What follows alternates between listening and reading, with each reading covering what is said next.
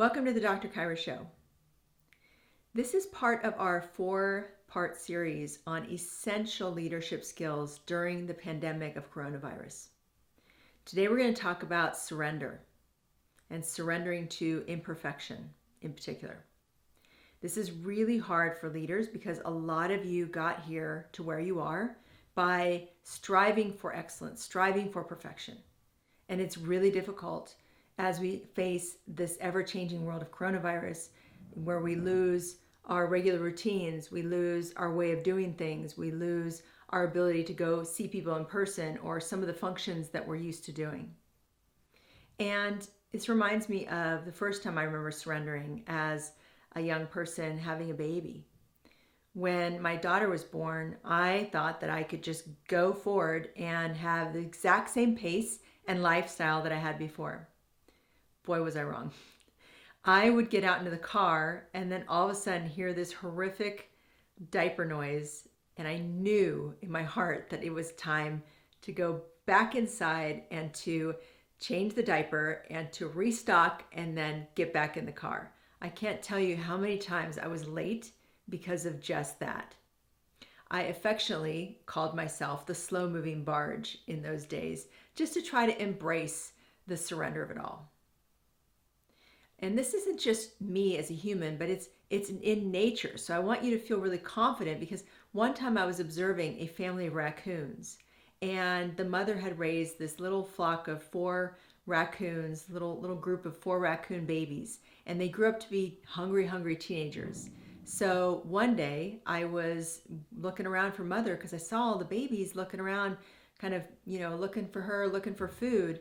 And she was on top of the trash bin that they lived underneath. She's basically escaping her babies.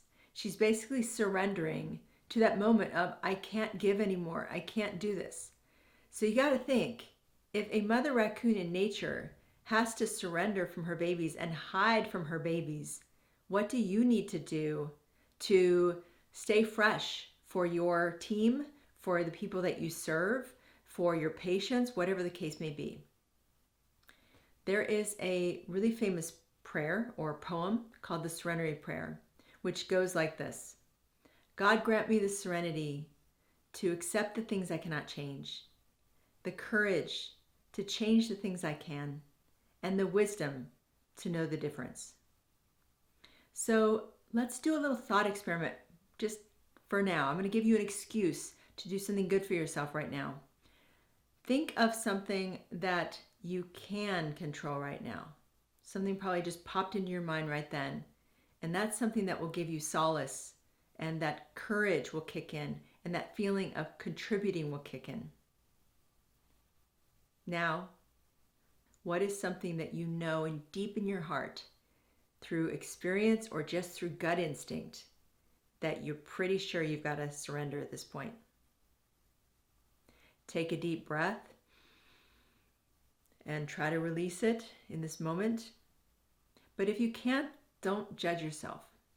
What I would suggest after you watch this video and after I'm done is to get a little document out, or a piece of paper, or your phone, or anything where you can take notes, and maybe make a list of the things that you can control and the things that you can't.